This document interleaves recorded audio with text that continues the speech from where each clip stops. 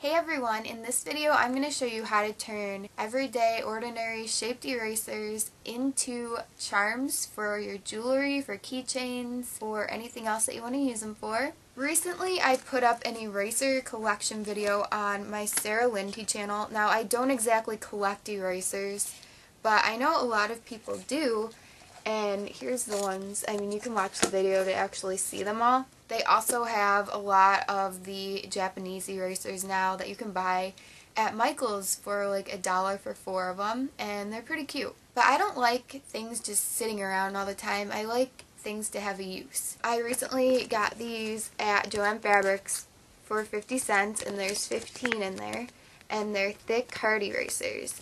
And I'm like, I'm going to get these and I'm going to put them on a necklace or something, or earrings. So if you turn them into a charm, then you can do anything with them. Another use for these types of erasers is to cut them up into little slices and use them for deco den. You can look up videos on it if you're interested. I will be doing a tutorial in the future, but I don't know when that will be exactly. For this craft, you'll need some head pins, and there is a big variety of head pins. Head pins are findings. You can get them in the jewelry making section of any craft store, and as you can see, these ones have decorative ends. That's like just a little ball, and that's like some flowery type thing, and at the bottom are just the normal ones. And yeah, this is a bag of just the normal ended ones too. You'll need erasers, obviously, and you should also have 2 pairs of pliers to make this easier. You'll probably want a pair of wire cutters to cut off any excess on the head pin. And that's all you'll need to make the charm, but when you want to add it to something, you'll want some chain.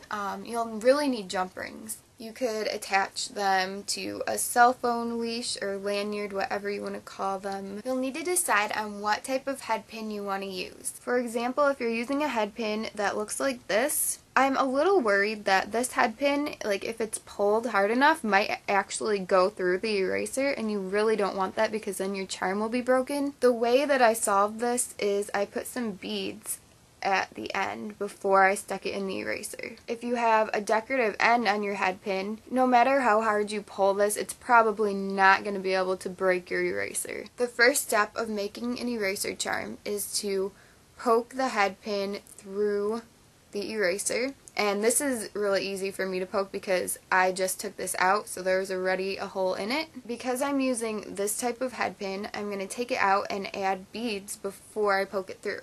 So add a bead to it, add another bead to it. Now you can add as many beads as you want, but you may need to get really, really long head pins if you're going to add a bunch, because at the end you need to have enough coming through the eraser to make into a loop. That's probably a good amount to work with for making loops. Then you want a pair of pliers like this. I think these are flat nose pliers. Anyway, you would put your flat nose pliers on here, and I'm going to fold that wire down so it looks like that. Another angle of what it looks like. Then grab some round nose pliers, position it so your loop's not going to be too big, and you're going to fold the wire down over these. As you see, you should have a loop at the top starting to form. At this point, you're going to kind of clamp it, and then you're going to wrap this wire around this part that's coming out of the eraser. If it's hard to do with your fingers, just clamp onto it with the round nose pliers. Take your flat nose ones and try to wrap it around. The difficulty of bending the wire depends on how thick your head pin is. I can show you this demonstration again with the other head pin that I've been using, and that one's a little bit thinner and it's easier to wrap around. This is a horrible, horrible wrapping job because of how thick the wire is on the head pin, but I mean it's still presentable. It's not like crappy or anything. It's okay. Ideally, you want your wrapping job to look more like this one. Here's what I mean about the thickness of the wire.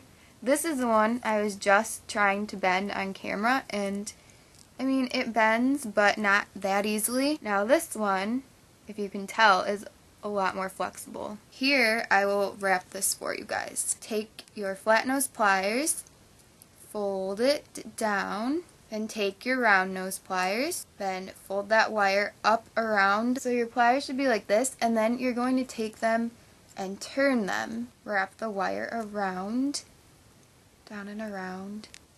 So there's the loop now.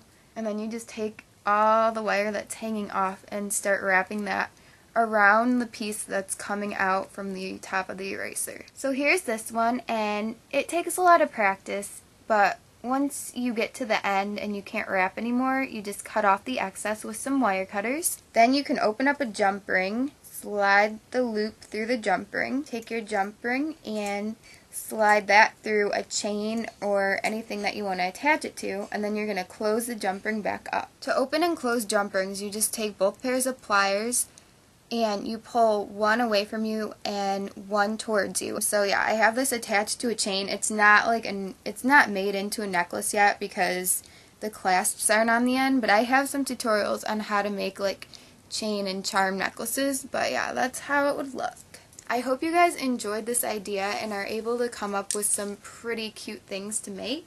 Thank you guys so much for watching. Also, I just wanted to put on a little side note that I have added clasp closures to my rubber band bracelets. So you'll be able to buy these in my Etsy shop. So check that out, and I will see you guys soon. Bye!